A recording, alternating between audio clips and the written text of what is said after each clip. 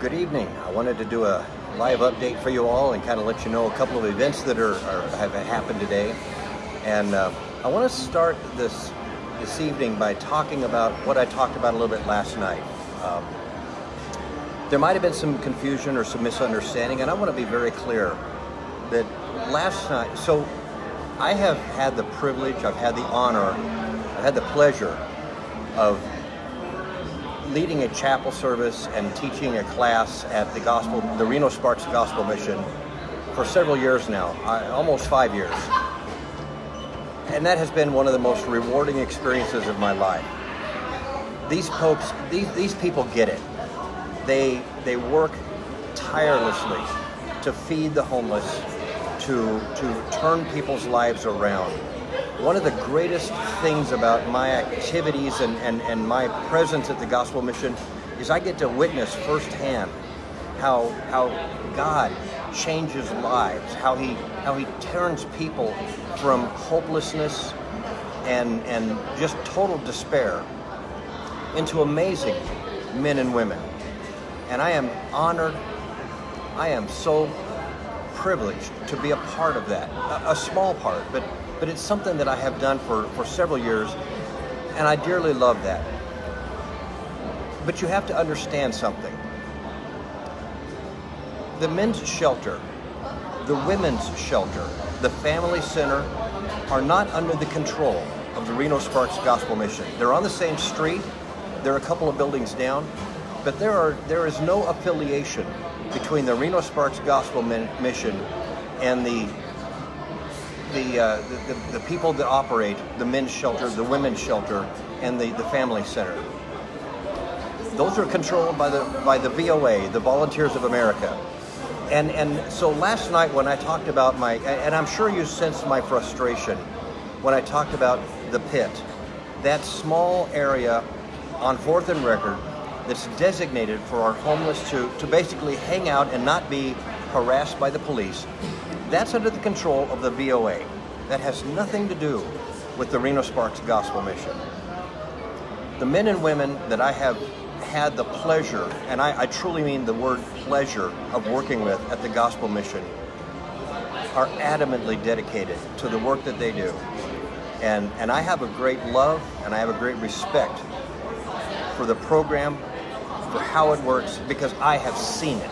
I have seen amazing men, and I'm going to tell you in an upcoming broadcast, I'm going to tell you about a couple of them that I've had the privilege of talking to this week, and I've asked them if I could talk about them, and they've said absolutely. They've completed the program, and I'll talk about those in a future broadcast. But today, I want to make sure that we're very clear. I'm not a representative of anyone when I do these broadcasts other than me. I don't speak on behalf of anyone. I'm just giving you my opinion, my observations, based on being out there every single day. So I want to tell you what happened today. It was hot. Oh man, it was so hot. And the smoke from the California fires has blanketed the Reno area. And it got to the point that it was just, I don't even know what the air quality index was. I don't know, but it was up there. And so I went out and I decided I was going to go panhandling again. I went down to Whole Foods Market, the place that Pastor Angelo was at the other day. I decided I would go try that area as well. And so as I was down there in this sweltering sun, I was there for probably 2 or 3 hours.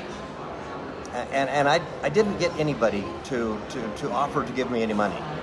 I waved at them just like I did the other day, and they waved back, a few of them, not as many as when I was outside the welfare office, but a few did. And so the bottom line is I basically spent 3 hours in the sun, and I got nothing to show for it. But here was the part that made it all worthwhile. It's hot, and it's probably close to 5 o'clock, and I'm on the bus, going back to the bus station. And I took the route that goes right up Virginia Street, which if you're not familiar with the Reno area, that's like our main drag. So I'm on this bus going up Virginia Street, and the bus is crowded. It's 5 o'clock, and everybody's getting off work, and this bus is packed. And so we pulled up to one particular bus stop, and I could see about a block and a half away an older guy, I would guess probably 70, 75 years old. He had on a t-shirt, and he had shorts on, and you could tell he was struggling. He wanted to catch that bus. And I could see him about a block and a half away running as best as he could. He was limping badly. And the bus driver started to pull away. And I was not a couple of seats from the front, and I said, hey, wait a minute, he's trying to make it. And the bus driver was like, I can't wait. I'm behind my schedule. I got to get going. And I'm like, man, come on, just give him a break. He's running as best as he can. He was about half a block away at this point. And the bus driver, basically, he relented, and he said, okay, he waited. And this poor guy ran as fast as he could, limping all the way. He gets on the bus. You could tell, I mean, he was carrying this big, heavy backpack. You could tell that it was probably everything he owned, kind of like what I'm doing. He puts out a bunch of pennies and nickels to pay the bus fare. He spilled about half of them all over the floor. The bus driver got kind of frustrated because he was behind his schedule, and he has to, get the bus going. So he basically just told the guy, just sit down. Well, there wasn't any place to sit. So I said, here, take my seat, and I stood up. And we talked a little bit. And I said, man, I'm hot, but I haven't been running. You must be really hot. And so I gave him a bottle of water that I had with me. I had a couple of bottles that I've kind of been handing out here and there. So I gave him a bottle of water. And so we talked as the bus was going. Just a little chit chat, just having some fun with him, where are you at, what are you doing, and just making small talk. So we got to the bus station. And he got ready to go. And he said something I think I'll probably never forget. He turned to me and he said, you're not from around here, are you? I said, well, why do you ask? And he said, because you're way too nice. I said, well, as a matter of fact, I am from around here. I didn't tell him who I was. I said, but I've been here about 12 years. And he said, you don't fit the mold. He said, people around here aren't nice.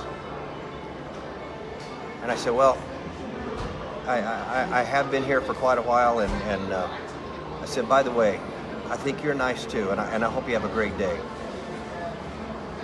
And he smiled, and he smiled. It was just like this beaming smile, and we kind of parted our ways. And that just stuck with me, that maybe for a day, somebody smiled at him. Somebody talked with him. You see, that's what I'm seeing out here. There's no joy on the streets. There's no happiness. Nobody hardly even looks each other in the eye. That's the reality. There's very few people that will engage me and talk with me as I look like this, carrying my backpack, my hat pulled down on my head, fighting in the hot sun, sweating, stinking. People don't want to talk to me. The ones that do are the ones that are out here on the streets with me. They wave, they smile, they say hi. We share water. Think about that, folks. A smile, it costs nothing.